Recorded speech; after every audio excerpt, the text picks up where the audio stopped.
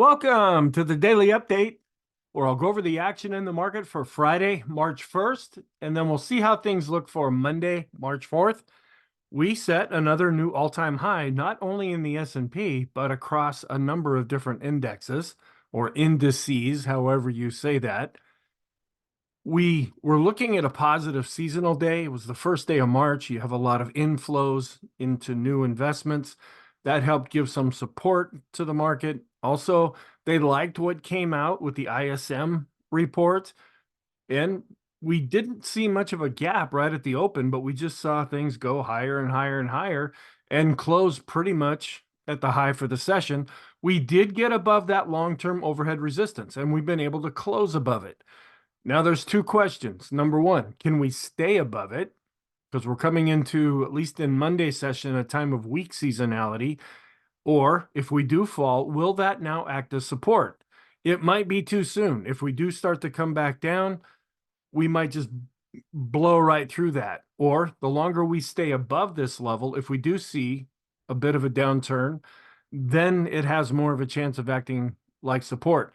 We are becoming more overbought, both in the short and intermediate term. In the long term, we still have our longer term moving averages that are looking extreme. But as I keep saying, we can stay in this condition for quite a while. We're seeing some improvements with our charts, but at the same time, we're looking overextended. We want to be aware of that. So let's go back and talk about what happened. We had pretty much a flat open, but then prices started to go higher. We got above R1 at 51.14. That's above that 51.11 level. So earlier in the day, we were able to get above that. Then the question became, could we stay above it? Well, we actually rose up to R2 at 51.31. We did hit resistance at right around 51.40. That's about where things stalled out. And we closed slightly off of the high. We were up 0.8%. And we were above average with volume, but this is a little bit of a concern. We had a really solid move up in volume in Thursday's session. And yeah, we were above average on Friday, but it really dropped off from Thursday's reading. So you can take that a couple of different ways. We were above average, that's positive, but to see the drop off as we're setting new all-time highs, that can be a little bit of a warning sign. We are positive with our technicals. The markets really like where things are at right now, as far as inflation is concerned, as far as interest rates are concerned. They're not really paying attention to any of the geopolitical events. And so earnings seem to look good going forward. The economic reports are more friendly. Now that could always change. We've got the employment report coming out in the next week on Friday, and that, who knows what's going to happen there and what mood the market is going to be in by that time. But at least over the weekend, this weekend, everybody is happy about what's going on. Some comments that we can make. We do have a number of different indexes, the S&P, the Dow, the NASDAQ 100, the NASDAQ, and I don't even know if this is a full list. They all hit new all-time highs in Friday's session. So we're seeing some confirmation across the board. Also, some negative news came out, and we're wondering for other shoes to drop in this whole scenario. Not so much with New York Community Bank. We already know things are bad there. We're wondering, are we going to start hearing the same kind of thing from other banks? But they did come out and say, the New York Community Bank said that they acknowledged that they've identified material weaknesses in the company's internal controls related to an internal loan review. Okay, that's kind of trying to make it nice, saying we screwed up and we're losing money. Then on a short-term basis, our list is getting a bit longer now. We have our usual charts that when we see any kind of an upward move, they get extreme pretty quickly.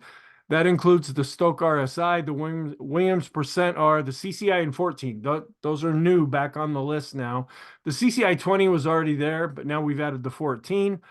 The stochastics chart, our standard deviation, our boom indicator saying we're getting kind of far from that 20-period moving average, and our shorter-term RSI based on 9 periods.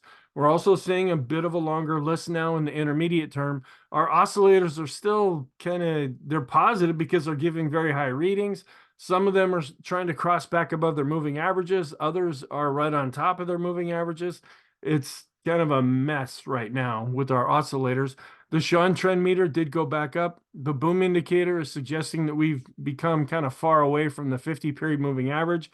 We're looking extreme then with the bullish percent index with the S&P. We're right at 70 now. So we're right at that point. Now we could go higher than where we're at now, but this is when we want to be aware of this. The percent B with the upward move, we closed outside of the upper Bollinger Band. The RSI based on 14 periods, and then our longer term new high, new low study based on 10 periods for the S&P. We still have our longer term moving averages, the 150 and 200 simple moving averages for the S&P that are extreme. We really haven't changed this scenario. It looks like they're done raising rates. They're probably going to cut rates. We just don't know when right now, but the market is liking how things are going. The dollar was down, and that gave support to stocks, and interest rates also fell. We're at 4.18% for the 10-year yield. We still have our yield curves that remain inverted. Sentiment actually ticked down. We were getting a very high reading at 79. Even with the update, it ticked down to 77, but we're still above 75. So we like to look at this as a contrarian indicator. Now, we need to see more evidence than what we're seeing right now, because this can stay extended period, extreme positive for an extended period. Our trend is still a little bit confused right now. We are positive. The green line is on top, but it's above 40. The ADX in the short term, it's trying to come back above its moving average. We're turning up just a little bit in the intermediate term. So we could be starting to see a stronger trend, but with that green line already above 40, that's giving us a warning sign. We do have our bias at positive with the update, and then the last number of days have been positive. So our momentum is looking positive right now. The reports that came out, we did get the global US manufacturing PMI. The takeaway from this is that we were above 52. When we're at 50 or above, that means it's showing some expansion in the economy. And that's up from the 51.5 that we saw last time. And then this was the big one, the ISM manufacturing. It was weaker than expected and below 50, but the market liked that for right now. They expected it to come in at 49.5. It came in at 47.8. Last time it came in at 49.1. I think the market was a little bit concerned that this was really going to shoot up, like we've been seeing some strength in CPI and PPI and things like that. This helped calm the market down just a little bit. Consumer sentiment was actually a little bit lower than they expected. They thought it was going to come in at 79.6. It came in at 76.9. How's that for switching numbers around? Last time it was at 78.8. Construction spending was down 0.2%. They expected it to be up 0.3%. Last time it was up 1.1%. Here are some charts. Here's the manufacturing. For the first time in quite a while, and the first time that we can see on this chart, we're finally getting back above 50. So that's showing some expansion in the manufacturing sector. We've been seeing that in services, but we've been below 50 with the manufacturing. So we are showing some improvement that way. Then here's the ISM index. First, we look at the total. That's the blue line where it is coming down. The orders are also coming down as well. We look at the prices versus deliveries. The blue line of the prices, those are coming down on this chart. The deliveries are starting to go up. So we're seeing that's a little more market friendly with that. When we compare exports to imports, the exports, that's the blue line, that's going up where the imports are going down. And then the ISM index itself, it did drop off a little bit from the previous month. And then we look at consumer sentiment, where first we look at the blue line, that's the total, and they're really close to each other now. It did tick down just a little bit. Then we look at the purple line, that's how people are feeling right now. And then the yellow line is how people are looking into the future. Here's the chart that we look at, comparing it to the 2-year Treasury yield, where we came down just a little bit with consumer sentiment, but we're still going up for the most part with the 2-year yield. We're still seeing a pretty wide spread between the two, and they're chopping around, so they're not necessarily going in the same direction. Here's construction spending, which did decline on a year-over-year basis, but it's still positive. And private construction spending, we look at residential, which is pretty much flattening out right now. That's the blue line. Non-residential is starting to fall off a bit. And then on a month-over-month basis, we were actually negative with construction spending, where for over the last number of months, it has been positive. Just one chart to show you here. This is heavy truck sales. This has a tendency to go in the same direction as the market. So when this is going up, meaning that there are stronger sales, it just means companies are selling big trucks, and big trucks are used to move things. So there's more jobs, there's more sales, there's more to do. And so that is taken as more positive as this is going higher. Here's our intraday chart where we didn't really see a gap at the open. We didn't see a big gyration either, but then we just kind of slowly started going up. We got above R1. First of all, we got above 5111, and then we were above the R1 level, and then we just kind of just slowly, without really showing a lot of real gyration, ended up getting up above R2. We topped out and then pretty much closed not too much off of the high. Here's the intraday chart where we were a little bit choppy, looking a little more negative in the initial overnight session. When Europe opened, we were really strong, but then the futures really started to show some weakness. Then the report came out, and that gave some support to the pre-market session, and we just carried that over. So this was one of those days where the strength was actually seen during the cash market itself. Now, there could have been some short covering that was going on, people that have to buy to get out. We usually see that when the market's really running away to the upside. The fact that we plateaued back here for a while, that suggests that things calmed down a little bit, because you had a lot of folks that probably shorted the market right above that 5111 level. And when we started to really break above that, they had to get out, and that might have helped really push things up from here. Then looking at this, we're not seeing a big improvement when we compare growth to value on an intraday basis. They were both up, and the red line and the blue line are just about on top of each other. And we're seeing some improvement here with our growth to value ratio intraday for the S&P, where it did outperform, growth did outperform value. So that's showing some improvement. Our end of day charts, where growth was up a lot more than value for the large caps, it was up more for the mid caps and also up more for the small caps. So it was a good day for growth, and we're seeing some improvement on our end of day charts. We're starting to go back up when we compare small cap growth to small cap value. We're breaking out now when we look at mid cap growth to mid cap value, and we're starting to break out here with S&P growth to value. So this is looking better for now. Or we've leveled off a little bit, but we had been showing some improvement when we look at the discretionary to staples ratio. Keeping an eye on our trend, we're trying to turn up here above the moving average, but we're really not getting above it. Here's the green line, which is above 40. That causes us some concern. Now, we could go higher than this, and we can stay above 40, but usually 40 is the level that starts to warn us, because you can see over the last year or so, we can get up here and stay for a while, but we tend to not stay there for very long. Here's the short-term chart, also above 40 with the green line, showing a little bit more of a turn up that suggests that the trend is getting just a little bit stronger.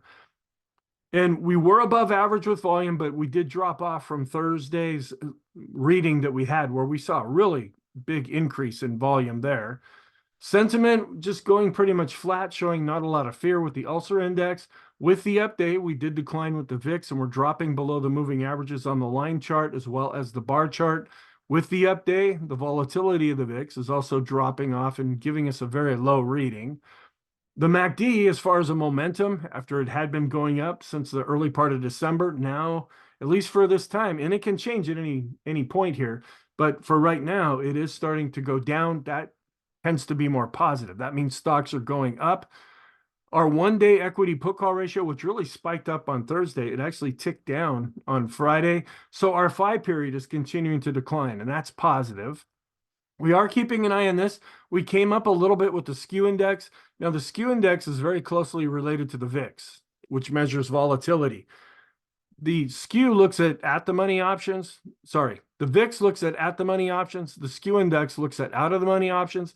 When we get up into this red area, that means the market is expecting some kind of a big move. But you can see other times that I marked here. Sometimes it was a top, sometimes a bottom, sometimes a continuation. We're right on the border coming into this red area now. So we just want to keep an eye on this for the time being. And this is now a few days old, but this sentiment gauge is also suggesting that we're extreme positive. But with the up week that we just finished, it's likely that this is going to continue to go up a little more. Our advanced decline line, we're finally seeing a bit of a confirmation based on price. We're breaking out based on Okay, let me back up. We're seeing a bit of a breakout based on volume. We are breaking out based on price. We're starting to now break out based on volume with the S&P itself. The new highs versus the new lows, that's an internal measure that's looking quite strong. We're just really setting new highs as the S&P is setting new highs. And so we're going up with our 5 period and also up with our 10 period. We could make a case that we're getting up to this blue line, which sometimes is giving us an extreme reading. The advanced decline ratio is positive and going up and not extreme currently. Accumulation distribution, the smart money, that's still looking good. We did see a tick down just a little bit with the Chaikin money flow, but the red line is still going up. You could also start to make a case that we're getting a little too extreme with this oscillator. We did go back up with the Chaikin oscillator, and we're not extreme with this reading. And we saw another little breakout here with the cumulative advanced decline line for the NYSE. We're starting to come out above these previous highs. We're also showing a lot of improvement with our regular NYSE advanced decline line. So this in and of itself is looking quite positive. We're also breaking out. We didn't surpass this high set back here, but we are showing some improvement with this is another NYSE advanced decline line that's calculated slightly differently. This is where we're seeing just a little bit of a negative divergence. We're starting to break out with the NYSE common stock based on price. We're lagging and we have not broken out yet based on volume. Then looking at our advanced decline lines, we are starting to break out with the NYSE common stock based on price. We're breaking out with the S&P, breaking out with the mid caps, not breaking out with the small caps, but we are showing some improvement. Here's our daily chart, and I'm going back down to a 1-year period now that we've gone beyond the previous all-time high. Hopefully that makes this a little easier to see. We're still solidly above this upward sloping trend line. We were above average with volume, but you can see the real drop off from Thursday to Friday's session. The Stochc RSI is starting to get extreme positive. Now it can stay up here, and it's camped up here before. We just want to be aware of this when it happens. The same thing is true with the Williams percent R. It can stay up here for a while, or it could naturally come back down, but we just want to be aware when these things happen. We're starting to get extreme positive with the CCI 14. We're getting a little more extreme positive with the CCI 20.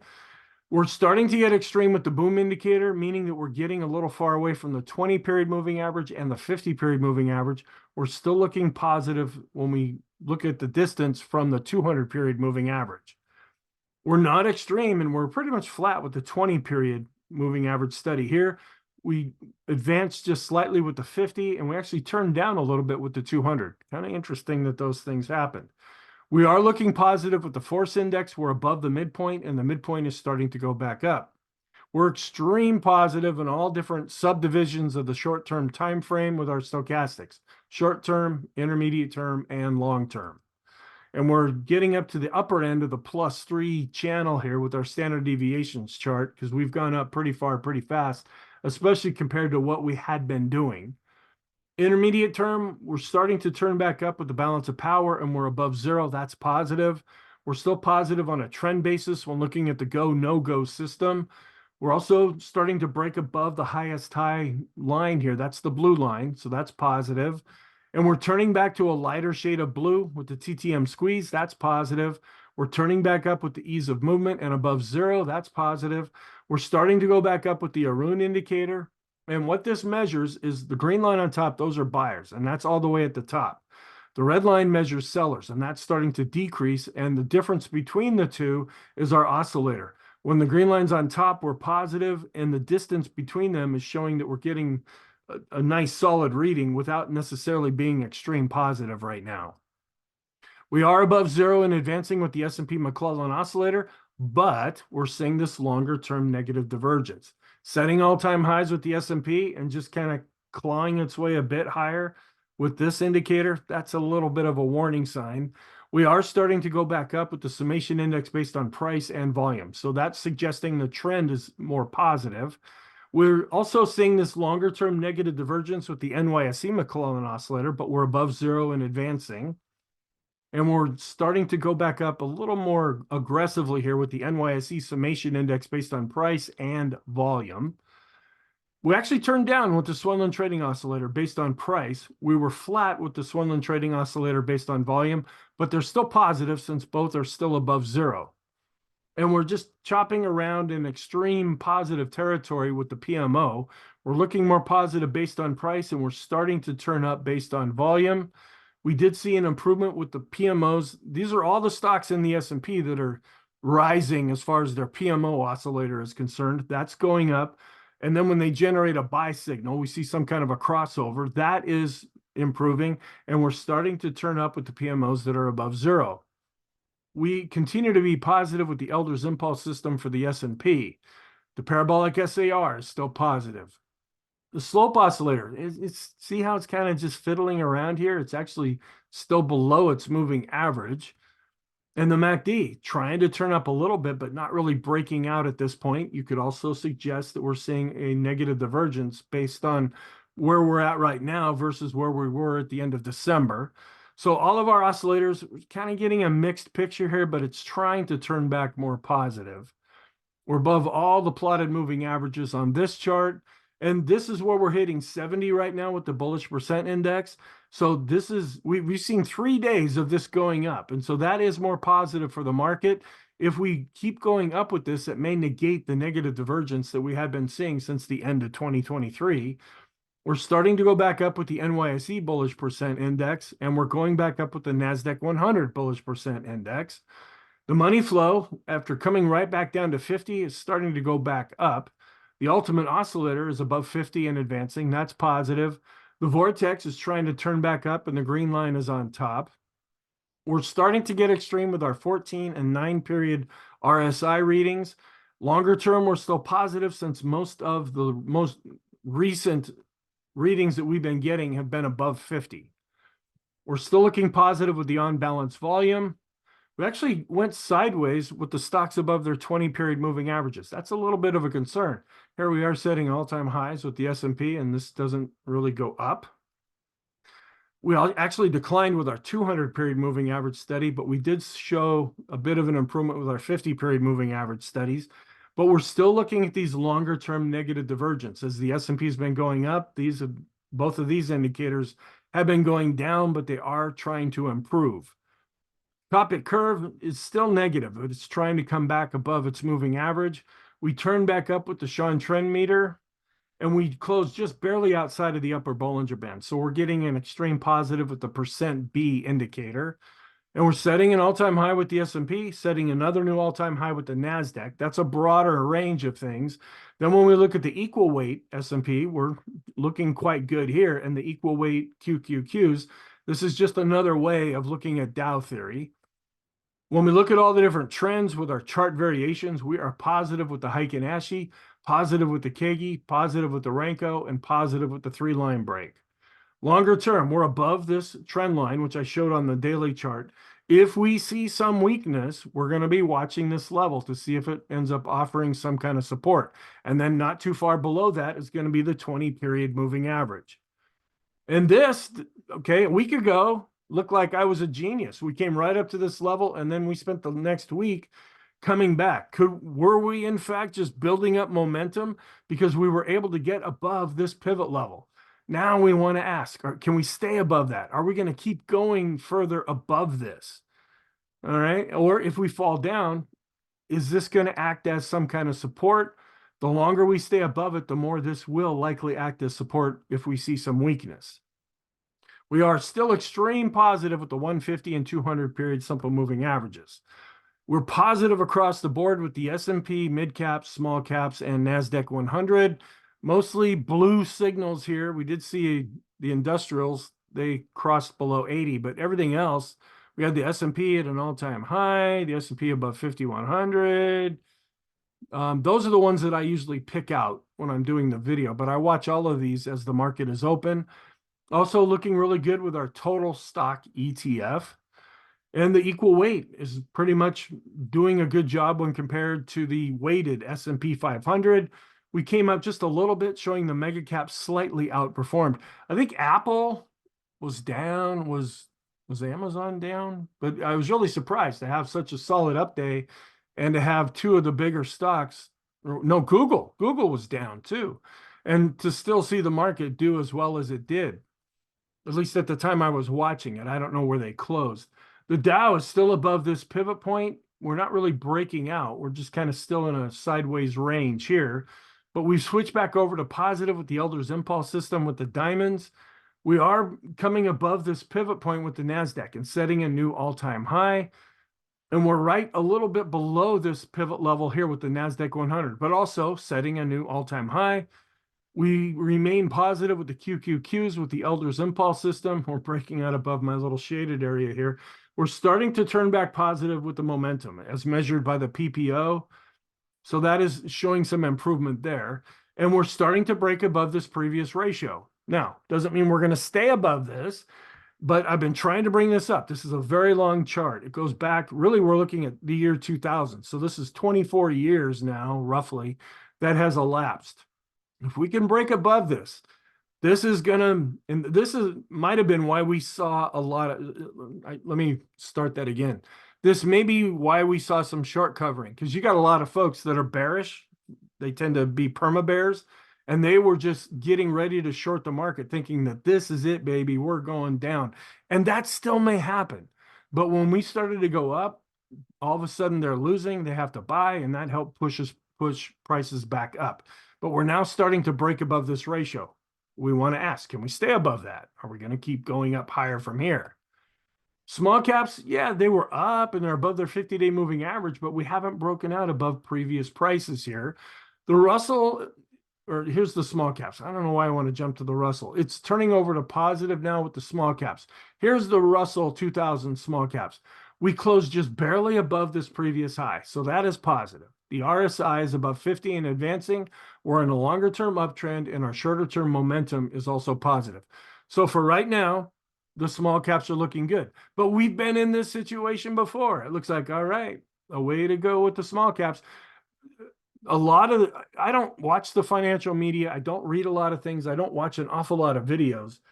But the headlines that I've been seeing as I blow through Twitter, small caps, small caps, small caps. Be aware of that. When everybody starts harping on the same thing, we've heard this before, and people have really gotten burned by doing that. So just be careful if that's an area that you're interested in. The mid caps are also breaking out and looking more positive here. The mid caps still remain positive with the Elder's Impulse system. We are just barely setting a new all-time high with the FANG index. The financial sector was actually down a little bit, but is still in an uptrend. And here's New York Community Bank, which had been chopping sideways. Well, it dropped another almost 27%, is now down in the 3.55 range. The dollar was actually down a little bit, but still above both of these moving averages. And then looking at the 10-year yield where it really dropped off, it's coming back down to the 200-day moving average. So based on price, we went up. And then our possible positive scenarios. Okay, what's going on here? I have a blank chart. Isn't it? This is the most useful chart I've ever seen. All right, looking at the QQQs to the S&P, we are seeing some improvement there. We actually turned down a little bit with discretionary to S&P. That's a bit of a concern, but we remain above the moving average. We are seeing a little bit of an improvement here when we look at large cap growth to large cap value. So we're showing some improvement with the large caps, mid caps, and we were pretty much flat with the small caps. We're still positive with our broad market range of the new highs, new lows, and we're still extreme positive with the 10-day average of our highs and lows just for the S&P. We are going up with the S&P to utilities ratio, and that's where we've been getting some support from. Utilities have been going down as the S&P has been going up, and we're seeing the staples to S&P 500 ratio decline, and that's also been giving support to the S&P. So what are we looking at for Monday? The technicals are positive. We have a longer list in the short and intermediate term that suggests we're becoming overbought. Doesn't mean we have to stop here. The market could use that as an excuse, but we just want to be aware of this. We're now above that longer term overhead resistance. Monday's session is not real positive seasonally, and we could be entering into a weak seasonal time. We're not going to have any economic reports in Monday's session. We want to keep an eye on the geopolitical things. Here's the calendar for the upcoming week. We're going to get ISM manufacturing on Tuesday. That'll be the big one. And then these other ones are important, but the next biggie is going to be the employment situation report coming out Friday, March 8th. Seasonally, We're negative with the Dow and S&P. We're neutral to negative with the NASDAQ from Monday's session. This might be where we could still see more of a bounce from here, but we do see some seasonal historical weakness as we get into the more middle part of March. But looking at this chart, when January and February are up, we tend to do quite well in the month of March. And then we're wondering if we're beyond this little dip down now with the Stock Traders Almanac statistics. And then this is looking at when the sitting president is running for re-election. The green line, that's the S&P, where we're at pretty much right now, even though a little bit higher than that. And sometimes we do see some weakness here. And we were looking at a green line. Now we're looking at a black line. That's the one that we're really following here. And then March does tend to be better on a percentage return basis than what we saw in February. Monday is the most positive day of the week. Folks are going to come home this weekend, watch their videos, make their decisions, enter their orders. We might see some gyration right at the open as folks enter into the market because we're setting new all-time highs across many indexes. About an hour, hour and a half to 2 hours after the market opens and things kind of settle down, that's when the professionals come in and then decide what they're going to do. We are positive for the month of March. When we just look at election years, we're up 11 out of 18, where we're down 7 out of 18 times. We're also up when we take all of the Marches going back to 1950. We're up 64.9% of the time. So the warning signs: volume has usually been decreasing when the S&P moves higher. We didn't see that in Thursday's session, but we did see a real drop off in Friday's session, and that's a little bit of a concern. We still have these negative divergences that we're watching. Now, eventually, so much time is going to pass that these divergences will become irrelevant. I try to pick the closest negative divergences that seem to be part of the current scenario. I'm not looking at divergences from 3 months ago or 3 years ago. We're looking at those that were being registered like in December, since that wasn't all that long ago. But the S&P oscillators, we're seeing some negative divergences there. We're still seeing them with the McClellan oscillators and summation indexes. And the small caps and mid caps, even though they've been doing okay lately, they're not even close to setting all-time highs. Discretionary still is showing a negative divergence from the S&P. The transports, they're just not doing well right now. And that's quite a warning sign. I will be going over the transports in the weekend videos. Copy curve is still negative, and then we could be entering this period of negative seasonality. Positive sign: growth. Yeah, it's looking a lot better right now. The equity put call ratio based on 5 periods is going down. The parabolic SAR is positive. We are giving extreme positive readings with our oscillators when we look at the S&P. The vortex is positive. The NASDAQ 100 momentum is now starting to turn positive. Small and mid-cap growth is positive. The financial sector is also positive. So our conclusion: we're positive. We're starting to at least be concerned that we're becoming overbought or extreme positive. We're now above that overhead resistance, but we have to deal with this idea of historical weak seasonality. That's what we're also seeing right now in the short term. In the intermediate term, a BIV, oh, that was a really good typing job there. We're a BIV overhead resistance. Yes, very good. And we're still looking rather extreme in the long term, just because our 150 and 200 period moving average studies are looking extreme positive. Why didn't spell check stop that? Thank you. I hope you have a really good weekend. I will be doing the weekend videos. I hope you have a wonderful weekend, and I will talk to you in the next video.